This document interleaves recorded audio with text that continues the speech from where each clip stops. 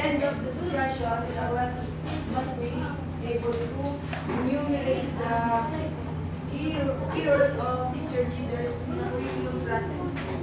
State the importance of teachers as a curriculum leaders in the classes and evaluating instruction. Appreciate the roles of teacher as a curriculum leaders of the integrated education program.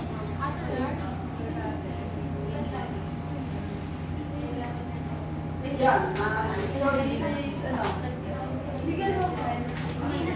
Explain lang. Ako, rarapin ko yan. So dito is ang enhanced basic education or ang Act 1053, Republic Act 1053 na nakilala rin bilang K-12 program na nag-aalala na may instruction sa ating Philippine basic education system ng mahalagang papel sa ating teacher curriculum. Ang details, dapat dito daw ang bilang isang teacher, kailangan alam din natin kung ano nga ba yung nilagang mga curriculum para mag-implement tayo nito. And you should also master your lesson before you're facing your student to demonstrate the pedagogical skills. In general, a teacher should be compatible for their profession.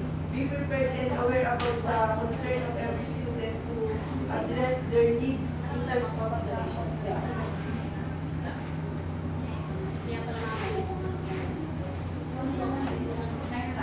Teacher empowerment is at the heart of K-12 education or the reforms and innovation in the K-12 education for our teachers.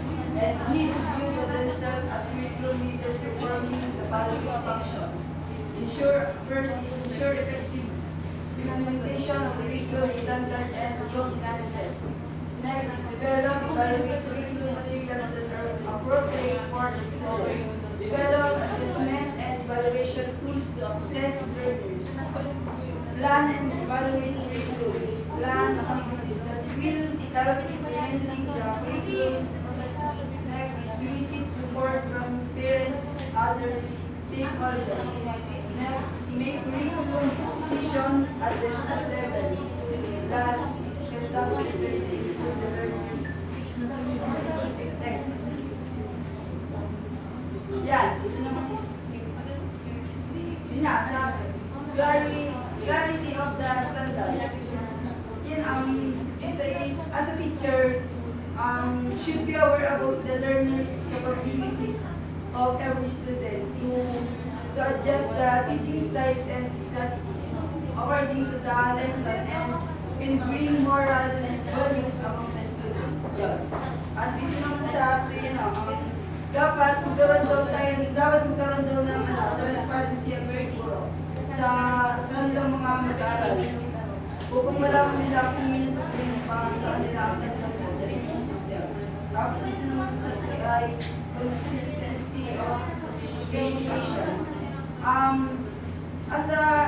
Bilang teacher, you should have a strong communication with the learners in accordance with the standard of the curriculum.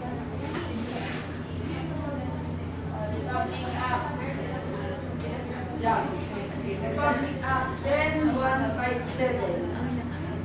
Dito sa Republic Act 10157 na kilala rin bilang kindergarten education ay nakikita bilang isang malagang edukasyon para sa pagkukulat sa pag-aaral ng mga bata.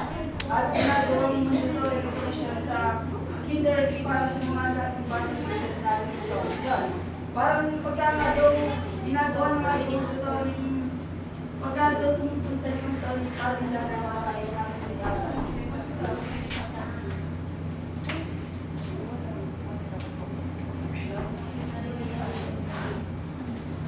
Department of Education issue as a curriculum implemented by all kindergarten schools in the country. This curriculum includes several domains that need to be developed among the children. The kindergarten curriculum includes the following areas. One is first, stimulation, next is physical health and motor development.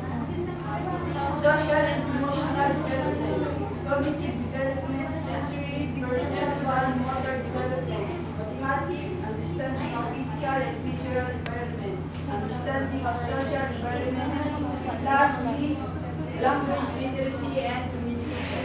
Next.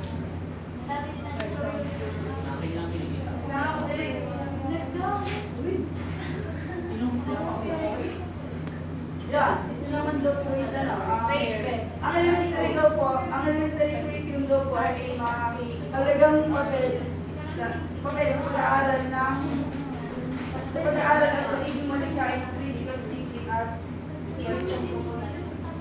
yan. Ang curriculum nga daw po ay mga din kasanayan sa mother tongue. Based on multilingual education na nangangailangan na iakma ang pedagogy at gumawa ng bagong paraan para sa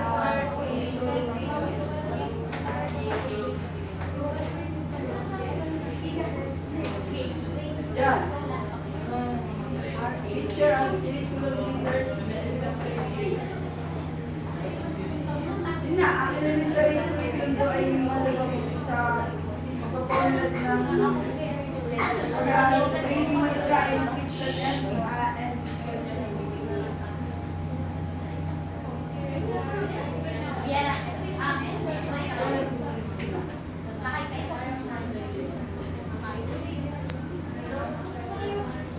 the teachers, curriculum leaders in elementary level are studying the mold, the minds, and character of leaders and citizens of work.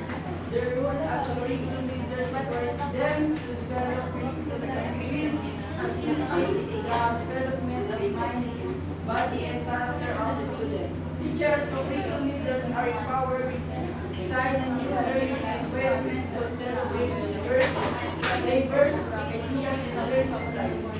They utilize technology effectively in teaching and make a decision on the curriculum content. Yan. Ayan,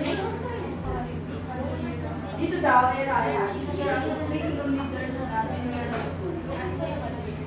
Dito sa,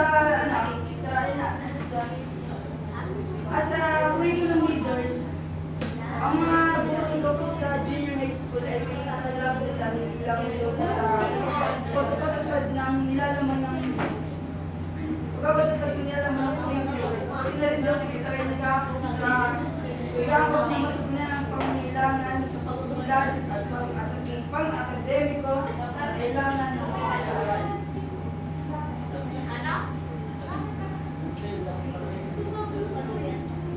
Spiral curriculum design. Parang maganda. Okay, Tasha. Spiral curriculum. Yan yung nagpapag. Yan. Teacher as a curriculum leader sa senior high school. Yan, dito, alam naman natin lahat na ang senior high school is isa new educational program. Pero alam naman na lahat sa atin is yung kumain dito. Kaya,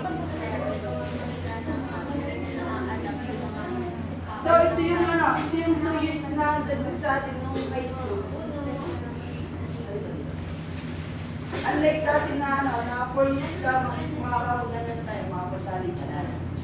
Ayun, yung parang kapag senior high advanced na din. Advanced learning. Yeah. Kasi yun ay parang, yung tinake natin ng senior high is may mapapahapyawan na yung tinake natin sa college.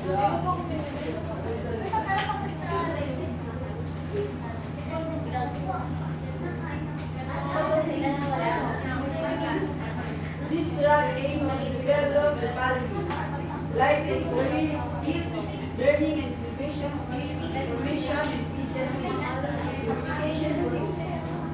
The senior high school teachers will need to develop and exercises that are learner-centered, exclusive, and developmentally appropriate, relevant, responsive, and next.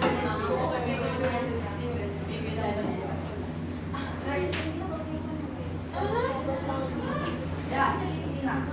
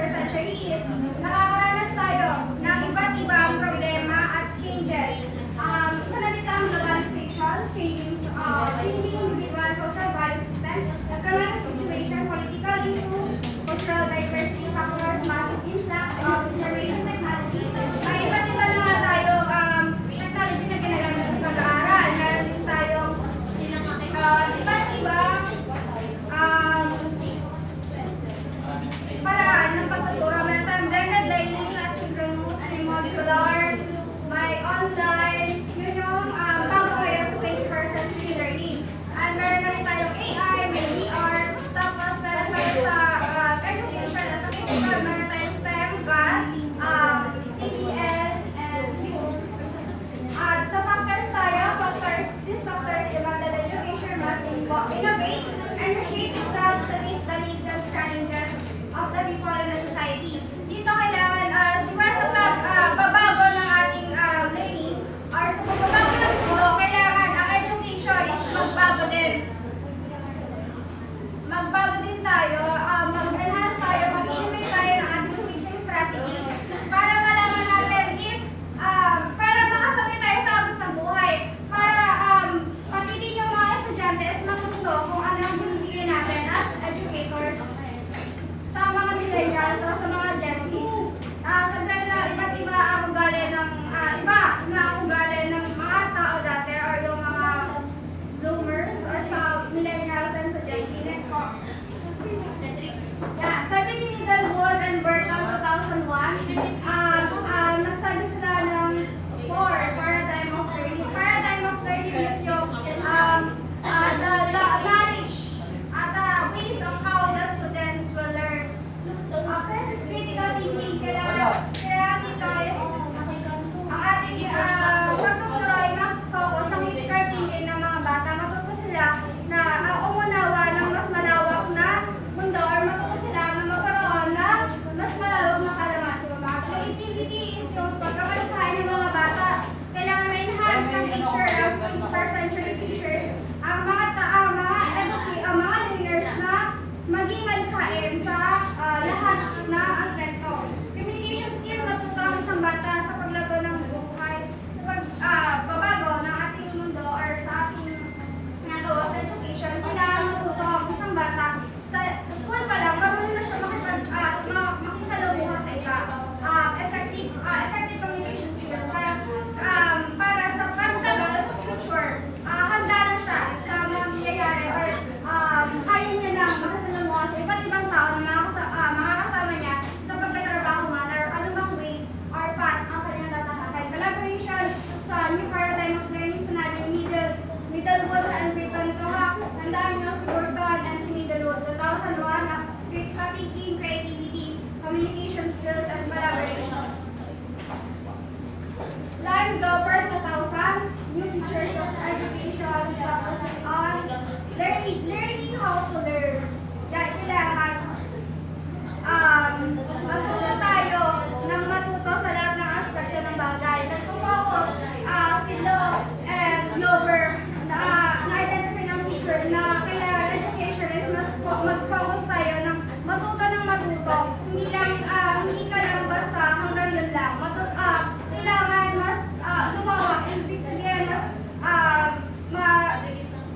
mas tayo sa learning as a process and journey. Parang hindi lang tayo natututo, parang mas madami pang binibigay ng mundo sa atin para mas mag-acquire tayo ng bagong knowledge.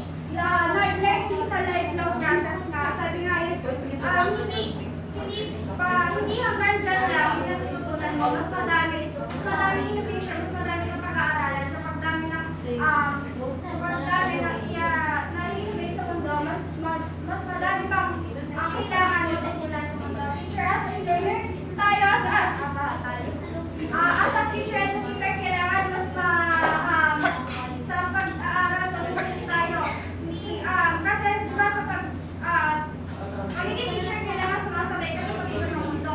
Sabihin mas kailangan mas knowledgeable ka sa mga ikot ang mundo, kailangan umiikot ka din. Sabihin nag-aaral ka rin. Nag-aaralan mo bakit ganito, bakit ganyan. Parang yung mga student mo is